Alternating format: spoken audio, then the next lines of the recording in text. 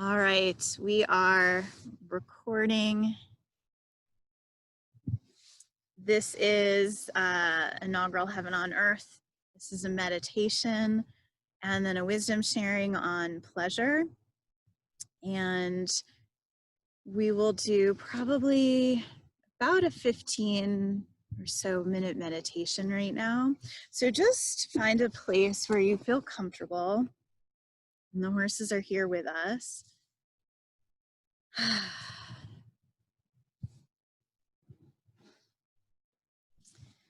And start to just gently close your eyes.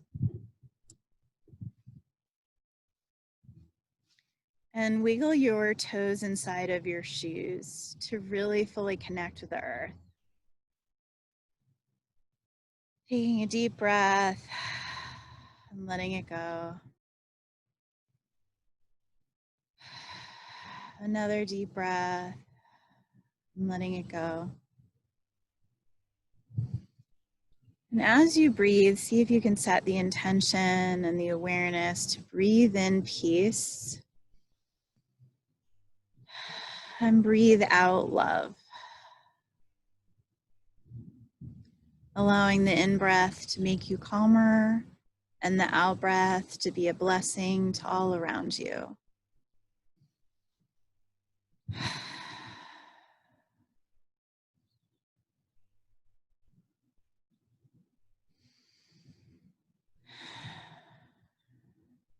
At any moment your mind wanders, you can come back to the breath, breathing in peace,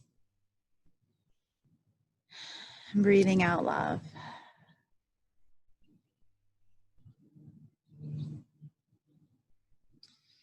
And start now with just your feet as you're wiggling your feet inside of your shoes. See if your feet can be a little bit heavier and more anchored to the ground and the earth.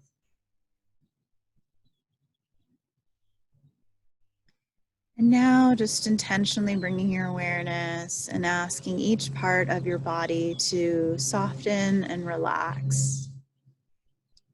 So softening and relaxing your feet,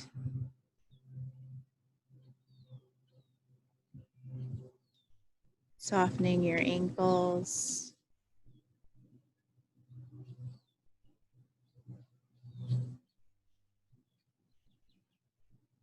relaxing the bottom half of your leg,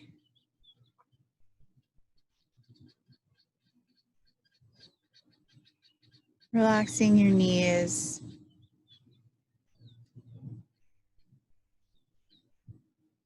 relaxing the top half of your leg and your thighs.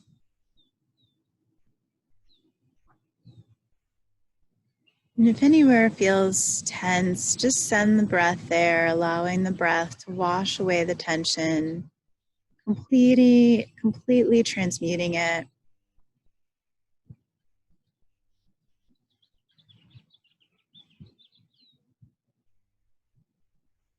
Now feeling into your sit bones, anchoring on to the chair,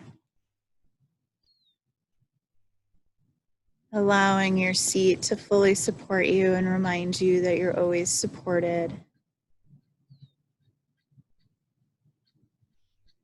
Now allowing the lower half of your body to get heavier.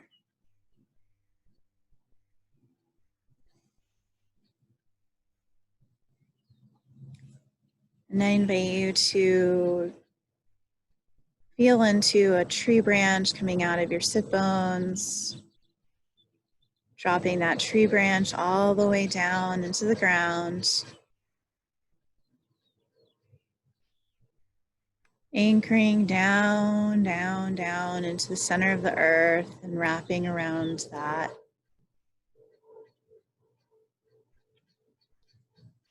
Allowing yourself to be more and more connected to the earth.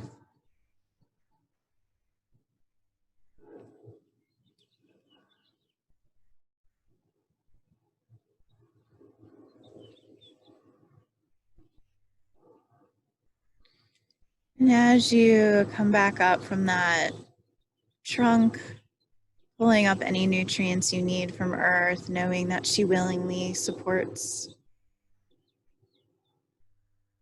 Coming back into your sit bones. Now feeling into your pelvis area, your lower back, your lower stomach, your upper stomach, and asking it all to just relax.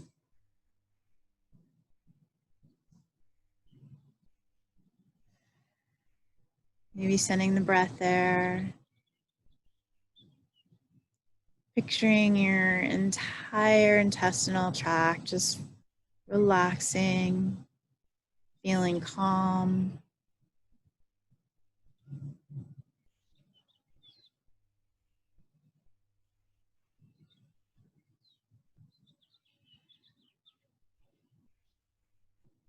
Moving up to your top of your stomach, midpoint of your lower back. Coming up into your heart. And just taking a moment to breathe in and out of your heart as though it has a mouth.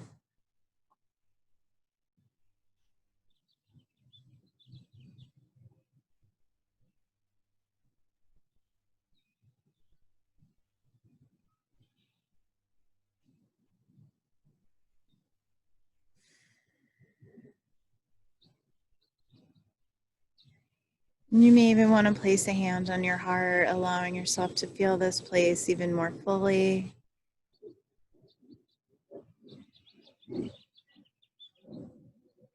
From this place, start to feel into a ball of pink light, slowly spinning and starting to share light throughout your whole body.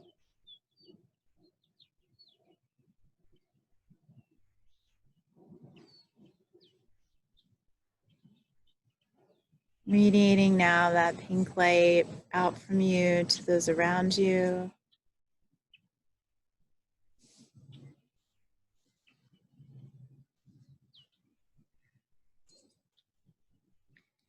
Anyone in your home, in your community.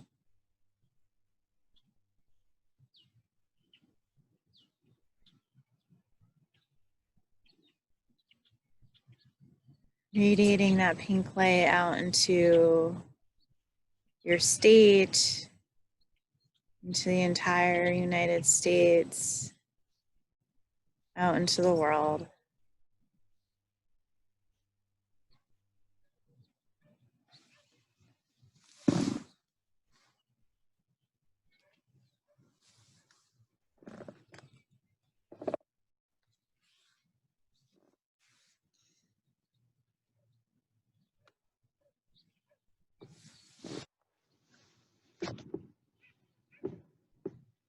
Feeling into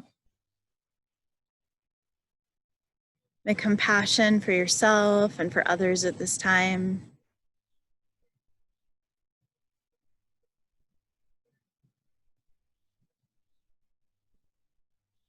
Allowing your heart to warm and expand.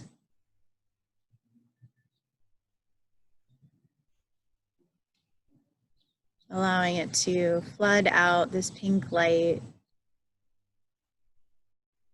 Blessing and uplifting all who it touches. And breathing again in and out of your heart as though it has a mouth.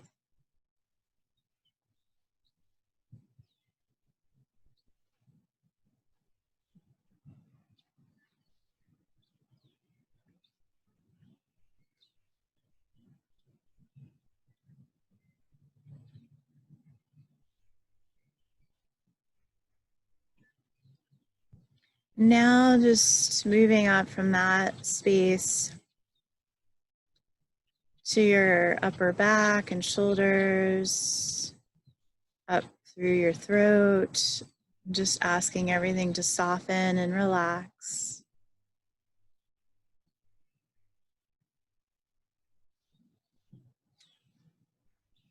You may even want to swallow to just clear your throat a little bit.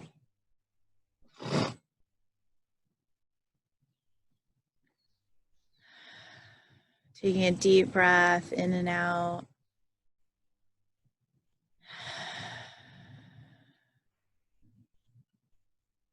Now feeling into each part of your head, your jaw, your ears, your mouth, and your tongue.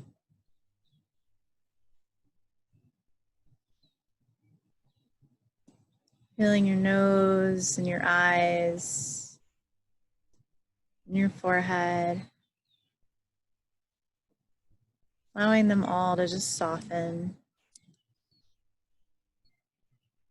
Allowing the back of your head to soften. And then the top of your head.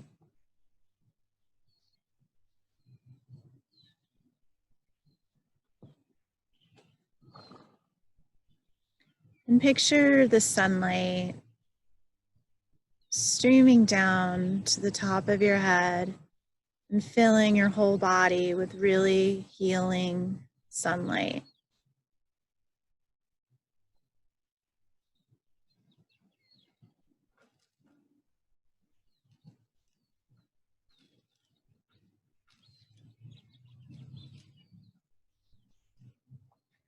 Allowing that sunlight to pour down through every cell in your body, and see every cell in your body smiling, healing, radiant, live.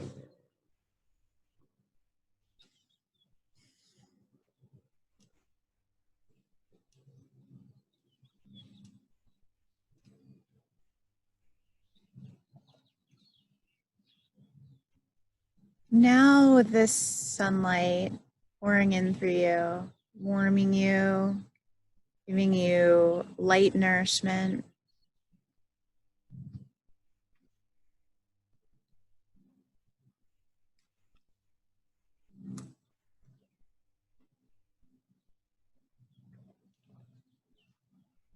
see if you can feel into the horses and their energy.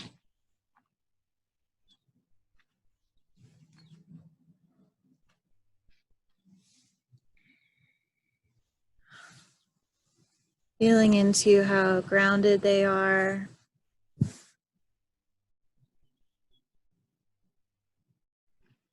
how strong and powerful they are.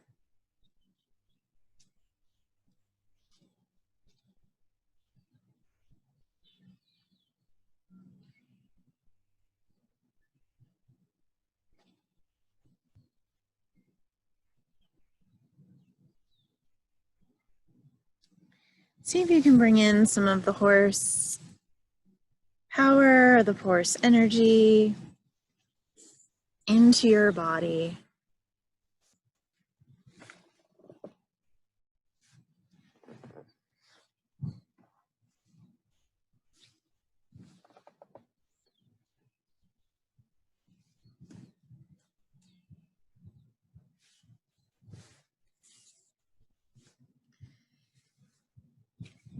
See if there's a quality of the horse that is needed more in your body. Groundedness, heart-centeredness, power, majesty. Just see if you can bring that quality in more to your body. Just claiming that quality silently and just allowing that quality to grow in your body.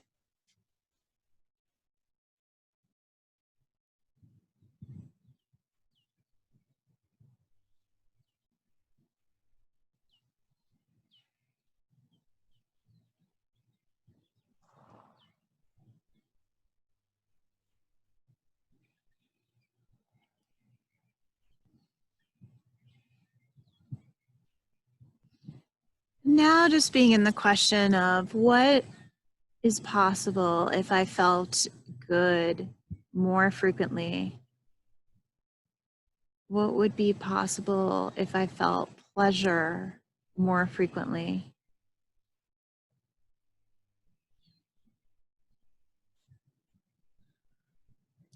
Maybe asking your body the question, what is pleasure to me?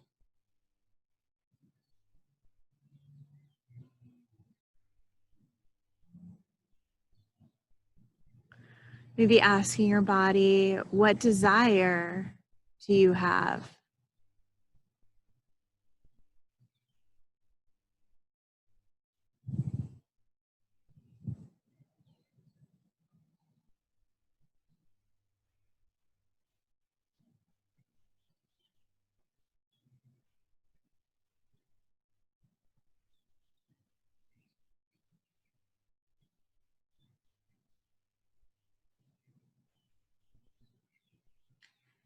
Now feeling into opening all of your senses. See if you can smell something inside where you are. See if you can hear something.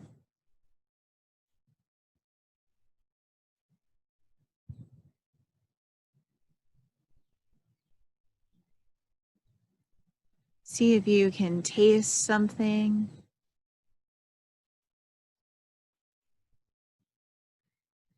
Feeling into any sensations on your skin.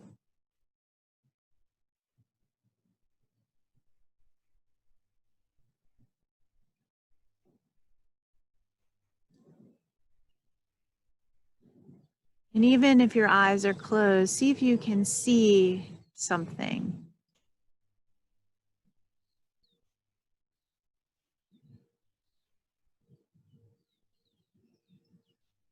And allowing each of these sensations to be a delight because you can sense them, because you have them.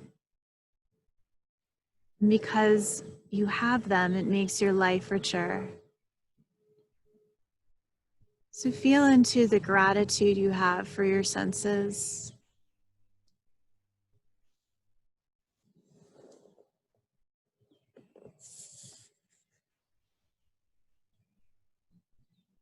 Now opening up to your higher senses, your intuition, your inner knowing.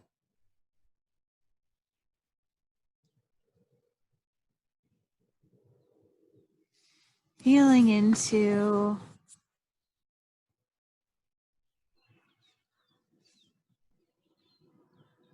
activating these higher senses and allowing them to bring you more information, more guidance. You can easily just say, I activate my intuition. I connect with my higher self.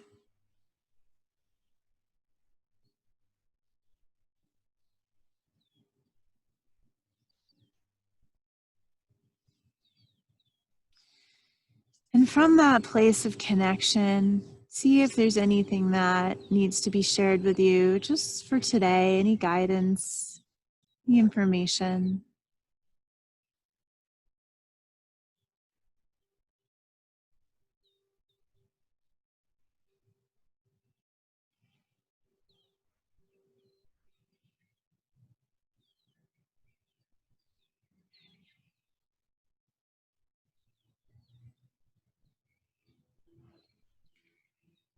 And as you come back into more and more of your body, feeling into moving your hands on your legs, maybe giving a part of your body a squeeze that needs to feel a little more energy. taking a deeper, longer breath. Maybe even wanting to sigh it out since you're on mute. Allowing that to be just a nice expression. So as you come in more and more, see if you can feel into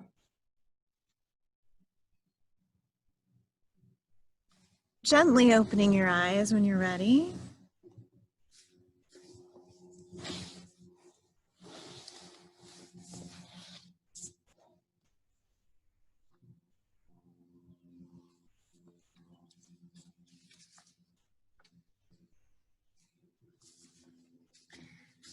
And if you noticed anything or you want to write anything, feel free to do so.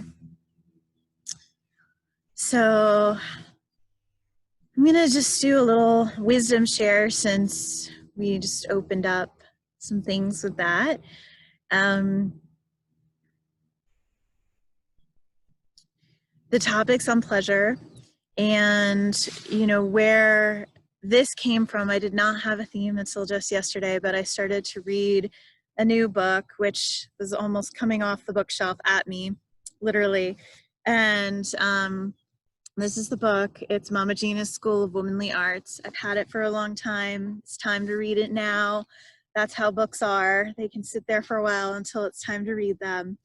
And what I have always shared about with the horses is how they are often teaching about pleasure, and they are very much led by what feels good.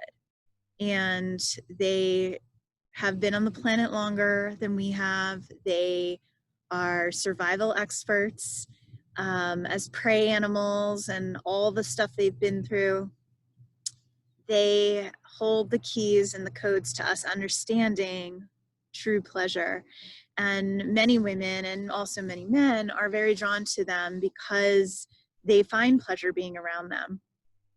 And I was at a dinner party, and I once had this guy say to me, I was talking about my work and the horses, and he's like, they turn you on, don't they? And I was like, what's he talking about? And I had an affront to it because my relationship with the horses feels much deeper and much more spiritual than just this little like endorphin bit or like adrenaline run or what. And I realized what he meant was this larger, deeper, sensual connection, which is that all of me comes alive when I'm with them.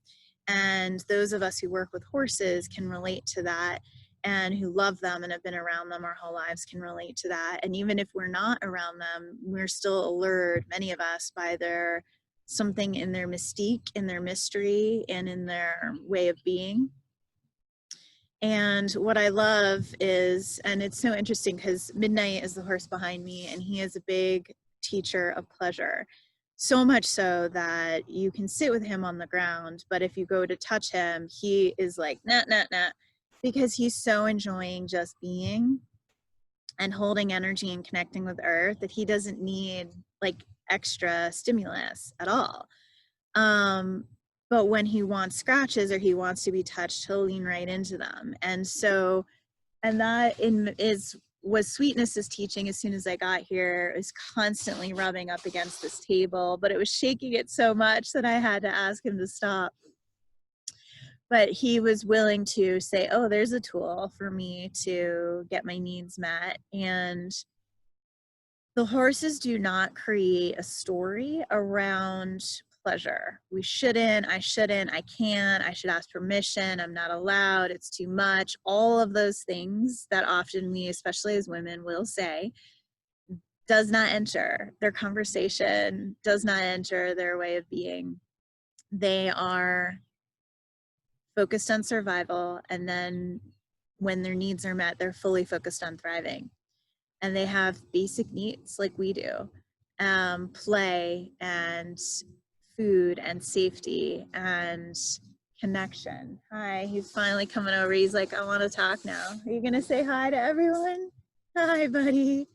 Hi. He's doing a drive-by. Oh, he just did a drive-by. So in many ways, that was, he teased me a little bit. I thought he was going to come over. And that's interesting because the energy of tease is part of pleasure conversation, in that sometimes we think we're going to get something and we might attach to it, really, even just subtly. Like I kind of just did there, like, oh, please come and talk to the people. And then he's, as all horses often are doing, is teaching, don't be attached to outcome, don't be attached to the result, like just enjoy that moment of him walking by and gracing us with his beauty and his presence. But also, a lot of the horses lately, when I'm like, be on camera, they're very much saying to me, why don't you just be on camera? Why are you not enough as a teacher? Why are you depending on us? And that's huge, because I have to realize that I'm their equal, and I know this, but they often remind me of that, right? But when we can get there, I think, and love horses and enjoy them as much as we love and enjoy ourselves, that is a lot of enlightenment. That's a lot of personal growth and a lot of ascension. And so to me, that's what their lesson's been lately, is you got to do you, and we support you. We've got you. But what's interesting, Midnight's teaching is very much about, don't touch me just because you want to touch me. Tune in and see if it feels appropriate, if it feels pleasurable to you and me. These horses are so cool about physical touch because it's one of their big teachings. They're all very different about it. And you have to really learn the conversation about respect for self and respect for them. And so it's one of the things I love working on with clients with these guys, is really getting very in the moment, as your intentions were earlier, to realize, where does the exchange of what feels good, right? And one of the things in this book that I love is that pleasure, if it feels good to you, it's not going to be at the expense of someone else, right? That pleasure is usually for the highest good. And that is why it's okay to act in that space. And what it really is talking about is, when we feel good and when we feel alive and our cups are full and we're radiating and we're glowing, it is felt by our entire community and can lift everyone up. And we forget that. And so if we could really remember that, and I can't tell you how many times over the years people have said to me, hey, your photos with the horses totally make me happy. I love seeing your glow. What are you doing? You seem so happy. I'm like, doing the horses. I'm just hanging out with them. And people are like, it's transmuted. It's felt. There's a transmission, I should say. And ultimately, people want to see other people that have come alive, because A, it gives them hope. B, they don't feel like, oh, there's one more human that might need me. It's like that human's taking care of themselves, and there's a lot of relaxation that can happen when we as humans go, there's one less human I might have to worry about or take care of in the world, right? And so ultimately, it is definitely not selfish to be in a conversation about what is pleasurable, and it is the exact opposite, because it can really, not only are we lifting our own vibration, but we are lifting the vibration of everyone around us. And one of the things I love about horses, and there's, I should have written, not should have, but I could have written down, and I didn't think of it, the name for this, but there's something around there. It's a scientific term, that when one of them gets a massage, the rest of them all feel it. And I know with humans, we talk about mirror neurons, right? So if you were to see me get hurt right now, you would probably feel hurt, and because your mirror neurons would fire. And those of us who are empaths, which many of us are, that are drawn to horses, we feel it even more significantly.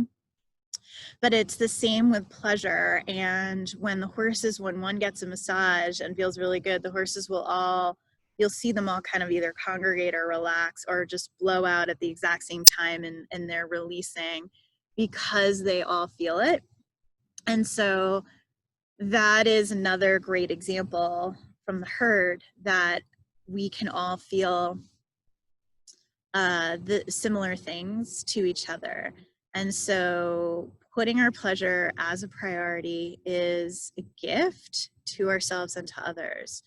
So we get this intellectually, but then it becomes how, what, and there's two parts. One, there's the mindset of like getting over all the stories of, but I should work hard. I don't deserve it if I don't work hard. I should suffer. I should this. I should. Misery loves company. All of this kind of old programming and the way of relating that has been in the past in society.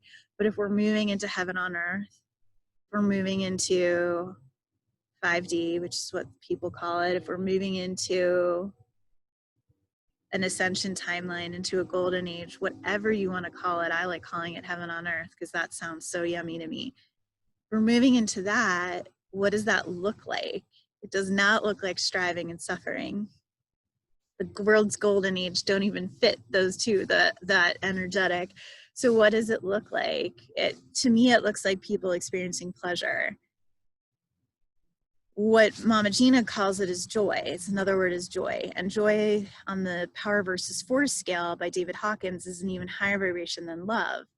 So to me, the joyless, which I've created a video on and happy to share, and it's something all my clients do, is what are the things that bring you joy? What lights you up? And it can be so little, like getting coffee from your favorite place or watching a kid smile. Like that's how tiny little it can be. And it can be as big as, you know, horseback riding with the expansive mountain views in Colorado, right? And so there's a whole conversation around it. Salita is interested now in the conversation and is beelining it. You'll see her probably in a second here as she comes over. So as soon as I start talking about the joy list, here's her nose. Hi, girl. Thanks for joining. So take a moment, see if you can connect in with her.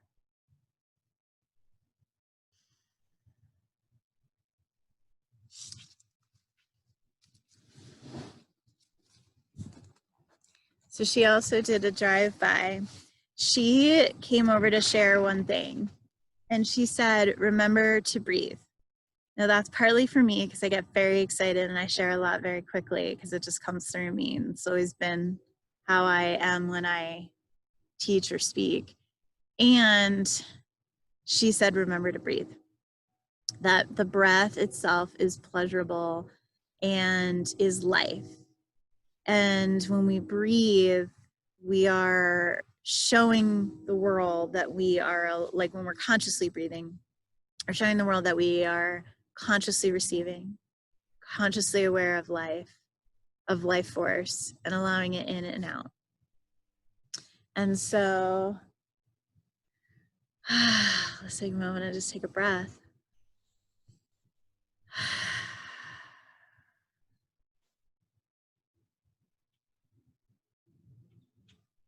So another way of talking about pleasure that I'm getting from Salita is the conversation not just of what gives you pleasure, because that word is, for a lot of people, can have stuff around it, but she's saying, what if you were to ask yourself, what gives you life?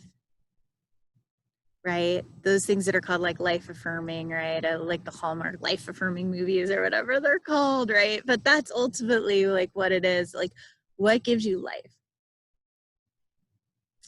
And how can your breath start to feel more nourishing? I am someone that used to hold my breath a lot.